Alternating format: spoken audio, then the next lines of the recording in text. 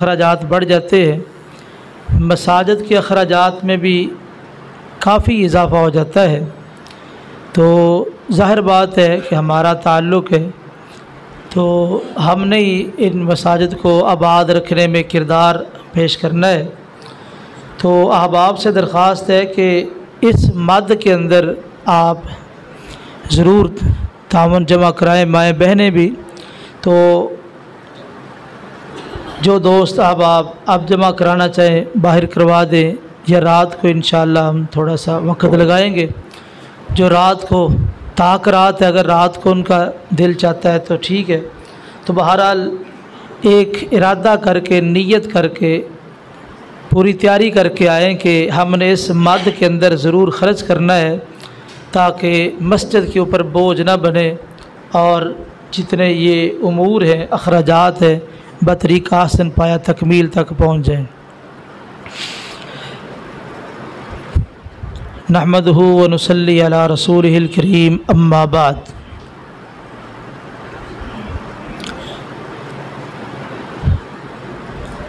नमाज ईदैन। नमाज ईद ये एक मुसलमानों की इबादत है और नबी करीम सल्लल्लाहु अलैहि वसल्लम से इसका मसनून तरीक़ा भी साबित है। नमाज ईद ये सुबह तुलुए शम्स के बाद, यानी जब सूरज निकल आए उस वक़्त इसका वक़्त शुरू होता है। तो अफजल यही है कि इसका जल्दी एहतमाम करना चाहिए, जिस तरह कि हमारे यहाँ नमाज ईद का यानी एहतमाम किया जाता है। जैसे 5:40 पे इंशाअल्लाह इस साल नमाज ईद उल फ़ितर अदा की जाएगी। तो नबी करीम सल्लल्लाहु अलैहि वसल्लम नमाज ईद के लिए जब निकलते, बिलखुसूस ईद उल फ़ितर के लिए, एक तरीका तो ये था कि आप घर से निकलते वक़्त ताक खजूरें खाते थे। 3, 5, 7 ताक खजूरें आप खा के फिर निकलते। और फिर जो तकबीरात का सिलसिला है इस ईद के मौका पर, वो ये है कि जब घर से निकलना है तो तकबीरात पढ़नी, अल्लाहु अकबर कबीरा वल्हम्दुलिल्लाहि कसीरा व सुब्हानल्लाहि बुकरतम व असीला, या अल्लाहु अकबर कबीरा। तो ये मुख्तलिफ़ कलिमात हदीस से साबित है। तो नमाज ईद के लिए जब जाना है, जाने का रास्ता और हो और वापस आने का रास्ता और हो, रास्ता भी तब्दील करना है। नमाज ईद के लिए अज़ान नहीं है, इक़ामत नहीं है, और इसी तरह लोगों को जमा करने से हवाले से कोई ऐलान वगैरह की ज़रूरत नहीं है। बस नमाज ईद कितने बजे है, बस उसके वक़्त का ऐलान कर दे। सदक़ातुल फ़ितर जो रोज़ों के अंदर हमसे कोताहियाँ हो जाती है, तो उसके इवज़ में जो एक सदक़ातुल फ़ितर हमारे ऊपर लाज़म किया गया है, वो 1 सा है गंदम का, खजूर का, यानी 2.5 किलो गंदम, खजूर, मेवा या इसी तरह जौ, ये आप कोई भी यानी अदा कर सकते हैं। और ये नमाज से पहले पहले बेहतर तो ये है कि नमाज ईद के लिए जब आपने निकलना है उससे पहले पहले अदा कर दें। तो बहरहाल नमाज ईद से पहले पहले हर सूरत में आप सदक़ातुल फ़ितर अदा करेंगे, ताकि रोज़ों की कमज़ोरियाँ उनकी मुआफ़ी का ज़रिया बन जाए। तो नमाज ईद पहले है, बाद में खुतबा है। तो नमाज ईद के अंदर नबी करीम सल्लल्लाहु अलैहि वसल्लम का तरीक़ा क्या था? पहली रकत में 7 तकबीरें, दूसरी रकत में 5 तकबीरें। अब्दुल्ला बिन उमर रज़ी अल्लाह तआला अन्हुमा हर तकबीर के साथ रफ़ुल यदैन किया करते थे, हाथ उठाते थे। और सहाबी का ऐसा अमल करना ये लाज़मन उन्होंने नबी करीम सल्लल्लाहु अलैहि वसल्लम से सीखा होगा, क्योंकि ये इज्तिहाद से ताल्लुक़ नहीं रखता। तो 7 तकबीरों में उसी तरह आपने हाथ उठाने पहली रकत में, और दूसरी रकत में 5 तकबीरें हैं। ये जो तकबीर तहरीमा है ना, शुरू वाली तकबीर, इस तकबीर को आप शामिल कर लें 7 तकबीरें। अगर ना भी शामिल करें तो इसकी गुंजाइश है। तो बहरहाल तकबीर तहरीमा समेत यानी 7 तकबीरें पहली रकत में और दूसरी रकत में 5 तकबीरें। और इसी तरह इमाम बावाज़ बुलंद क़िरात करेगा। नबी करीम सल्लल्लाहु अलैहि वसल्लम ईद की नमाज में पहली रकत में सब्बिह इस्मा रब्बिकल आला और दूसरी रकत में हल अताका हदीसुल गाशिया ये पढ़ा करते थे। जिस तरह आप जुमे की नमाज में भी ये सूरतें पढ़ा करते थे। तो बेहतर यह है कि इसका अहतमाम किया जाए। तो 2 रकत इमाम नमाज पढ़ाएगा आम मामूल के मुताबिक, सिर्फ़ तकबीरों का इजाफ़ा है, बाकी आम रूटीन वाली जो नमाज है उसी तरह नमाज होगी। उसके बाद फिर इमाम खुतबा देगा। तो ये नमाज ईद है।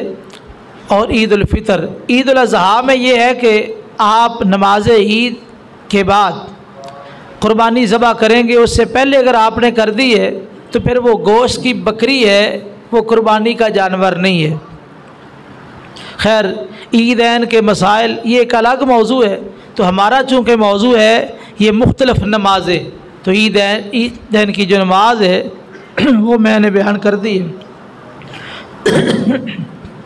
इसके बाद इशराक की नमाज है। जब सूरज निकलता है हर रोज़ तो उस वक़्त नमाज पढ़ना, इसको नमाज इशराक कहते हैं। जो नमाज इशराक है ये कम से कम 2 रकत है, ज़्यादा से ज़्यादा 8 रकात साबित है। इसका अजर व सवाब क्या है? नबी करीम सल्लल्लाहु अलैहि वसल्लम ने फरमाया कि इंसान के हर उज़व पे हर रोज़ सदका है। 360 जोड़ है, हर उज़व पे सदका है। और जो आदमी 2 रकत इशराक के पढ़ ले तो उसके 360 जोड़ों की तरफ से सदका अदा हो जाता है। तो इसकी ये फजीलत है। और ये इनफरादी नमाज है, इज्तमाई नमाज नहीं है, ये हर बंदे की इनफरादी नमाज है। इसके अलावा सलातुल इस्तिस्का, बारिश ना हो रही हो तो ऐसी सूरत में नमाज पढ़ना और अल्लाह ताला से बारिश तलब करना, ये नमाज भी सूरज निकलने के बाद ही पढ़ी जाती है। जब कातसाली आ जाए तो इसका तरीका ये है, नबी करीम सल्लल्लाहु अलैहि वसल्लम ने हुक्म दिया कि ईदगाह के अंदर मिंबर रखा जाए। नमाज ईदैन जो है ना, तो उसके लिए मिंबर ले जाना है, ये सुन्नत से साबित नहीं है। लेकिन सलातुल इस्तिस्का के अंदर वहाँ आप मिंबर लेके जाएंगे जहाँ आपने नमाज़ पढ़नी है। सबसे पहले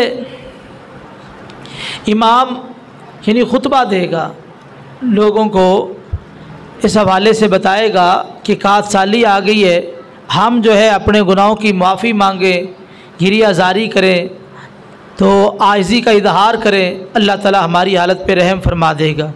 पहले इमाम खुतबा देगा और उसके बाद फिर इमाम 2 रकत नमाज पढ़ाएगा, जो आम मामूल में 2 रकत नमाज पढ़ी जाती है। नमाज पढ़ाने के बाद फिर इमाम जो है वो अपनी चादर को उल्टा देगा, यानी अंदर वाला हिस्सा बाहर आ जाएगा, बाहर वाला हिस्सा अंदर, यानी बिल्कुल चादर यानी उल्ट दी जाएगी। और इसी तरह इस मौके पर पुराने कपड़े पहनने ताकि इंसान की आजिज़ी का इजहार हो। और गिड़गिड़ाना है, अल्लाह ताला से के सामने आंसू बहाने। और इमाम जो है वो जिस तरह नमाज पढ़ाता है क़िबला रुख, लोग भी क़िबला रुख होंगे, इमाम भी क़िबला रुख होगा, तो उल्टे हाथों से दुआ करनी है। और आम जो दुआ में आप हाथ उठाते हैं ना, इससे ज़्यादा हाथ बुलंद करने हैं। नबी करीम सल्लल्लाहु अलैहि वसल्लम जब हाथ बुलंद किए तो बगलों की सफ़ेदी नज़र आ रही थी। इस तरह उल्टे हाथों से, माना ये चादर भी उल्टा दी, हाथ भी उल्टे हैं, या अल्लाह हमारी हालत उल्ट हो चुकी है तो अपनी रहमत फरमा के हमारी हालत सीधी कर दे। तो ये सलातुल इस्तिस्का यानी बारिश मांगने के लिए जो नमाज पढ़ी जाती है उसका तरीका था। इसी तरह एक है सलातुत तौबा। नबी करीम सल्लल्लाहु अलैहि वसल्लम ने फरमाया जो आदमी वज़ू करे और 2 रकत नमाज पढ़े और अल्लाह ताला से तौबा करे तो अल्लाह ताला इस 2 रकत और तौबा की बरकत से उस आदमी के गुनाह मुआफ़ कर देते हैं। ये भी बाजमात नमाज नहीं है, ये इनफरादी नमाज है। इसी तरह एक नमाज है सलातुत तस्बीह। सलातुत तस्बीह ये हसन दर्जे की रवायत है। आपने अपने चचा हज़रत अब्बास रज़ी अल्लाह ताला अन्हु को कहा था कि मैं आपको ऐसा तोहफ़ा ना दूँ, ऐसा हदिया गिफ्ट कि आप अगर उसको पढ़ेंगे तो आपको 10 चीज़ें मिलेंगी। क्या आपके पहले पिछले और इसी तरह आपके जानबूझ के और भूल के गुनाह किए हुए और इसी तरह आपके यानी ज़िंदगी भर के ज़ाहिरी और पोशीदा गुनाह, यानी इस तरह आपके ये गुनाह मुआफ़ कर दिए जाएंगे जैसे भी गुनाह है। उसके बाद आपने सलातुत तस्बीह का तरीक़ा सिखाया। तरीक़ा क्या है कि आप जब क़याम करें 4 रकत वाली नमाज़ पढ़नी है। सलातुत तस्बीह ये 4 रकात है। तो तरीक़ाकार क्या है, पहली रकत में क़याम करें यानी सूरा फातिहा पढ़ें, उसके बाद कोई कुरानी सूरत पढ़ें। रुकू जाने से पहले आपने 15 मरतबा ये तस्बीहात पढ़नी है, सुबहान अल्लाह, अल्हम्दुलिल्लाह, अल्लाहु अकबर, ला इलाहा इल्लल्लाह। ये तस्बीहात आपने 15 मरतबा पढ़नी है। फिर आप रुकू चले गए, रुकू में दुआएं पढ़े। उसके बाद जब आप रुकू से उठने लगे तो उस वक़्त आपने 10 मरतबा ये तस्बीहात पढ़नी है। कौमे में चले जाएं, दुआएं पढ़ें, उसके बाद 10 मरतबा ये तस्बीहात पढ़ें। सजदे में दुआएं पढ़ने के बाद 10 मरतबा ये तस्बीहात।